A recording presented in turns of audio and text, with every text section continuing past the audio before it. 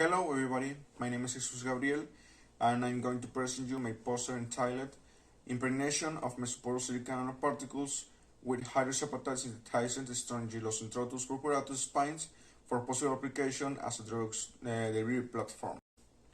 These studies show the impregnation of hydroxiapatite obtained via or sheath spines on the surface of mesoporous silica nanoparticles. Taking into account the great potential of these materials, its easy of surface conjugation is expected to promote efficient transport and delivery of drugs,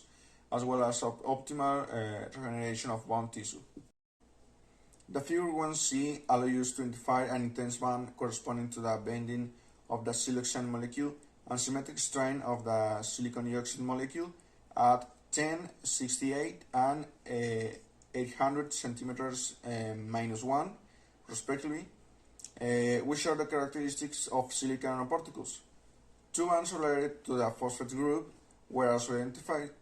The first one is corresponding to a bending band of the phosphate molecule at 566 centimeters -1,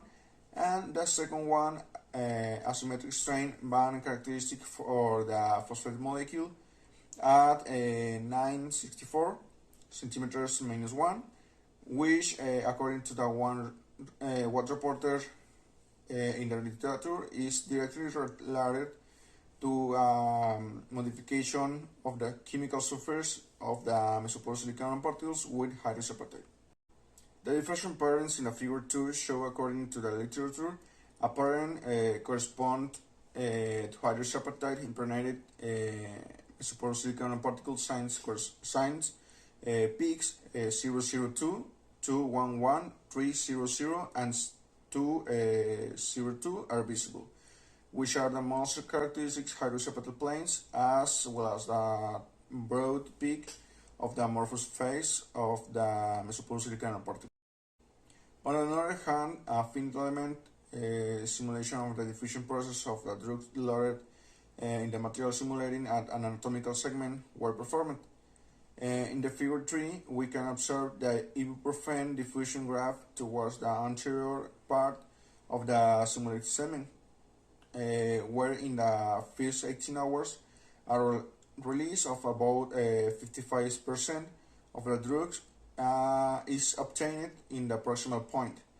which allows us to infer that the drugs rapidly diffuse in the first 18 hours and diffuse more slowly until it reaches complete diffusion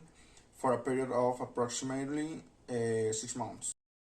According to the F3I analysis and the X-ray diffraction patterns, it was proved that silica nanoparticles were correctly synthesized, as well as the correct impregnation of bisynthetic hydroxiapatite on the silica nanoparticles, since it was possible to identify the crystallographic bands and planes for both silica nanoparticles and hydroxiapatite. The simulation allows us to determine that, according to the thick diffusion and the anatomical environment simulated in the council program, the material in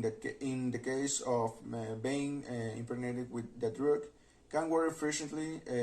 for drug release. However, the long period of exposure should be further studies